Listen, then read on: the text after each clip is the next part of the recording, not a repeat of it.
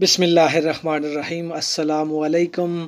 اللہ تعالیٰ کا غیبی نظام اس آیت کو پڑھنے والے کی طرف متوجہ ہوتا ہے کہ یہ شخص کیا مانگ رہا ہے اور اس کی ضرورت کیا ہے، اس کی حاجت کیا ہے، اور اس کی ضرورت اور حاجت کو پورا کیا جاتا ہے، اس پر رزق کی تنگی ختم کر دی جاتی ہے، اس کے مال و دولت میں اضافہ ہوتا ہے۔ یہ مشاہدات ہیں ان لوگوں کے جنہوں نے اس آیت کو پڑھا۔ اگر آپ چاہتے ہیں کہ آپ کی رزق کی تنگی ختم ہو، مال و دولت کی فراوانی ہو، تو اس چھوٹی سی آیت کو پڑھ لیں۔ انشاءاللہ تعالی آپ کی ضرورتیں پوری ہوں گی، آپ کی حاجتیں پوری ہوں گی، رزق میں برکت ہوگی، رزق میں اضافہ ہوگا، مال و دولت میں اضافہ ہوگا، آپ کی مشکلیں اور پریشانیاں انشاءاللہ ختم ہوں گی۔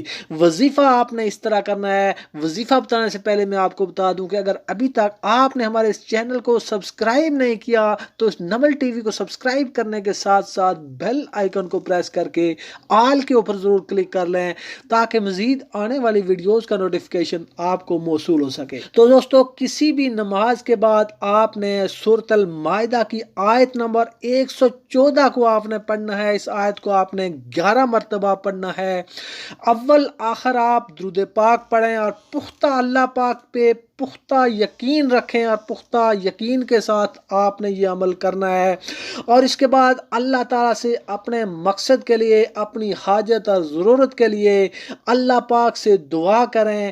انشاءاللہ تعالیٰ اللہ پاک آپ کی ضرورت کو ضرور پورا کرے گا۔ اس آیت کو آپ نے کالا عیسی ابن مریم سے لے کر ورزقنا وانت خیر الرازقین، اتنی چھوٹی سی آیت ہے، اس کو آپ نے 11 مرتبہ اول آخر درود پاک کے ساتھ پڑھنا ہے، اور اس کے بعد اللہ پاک سے دعا کریں۔ انشاءاللہ تعالیٰ آپ کی حاجت ضرور پوری ہوگی۔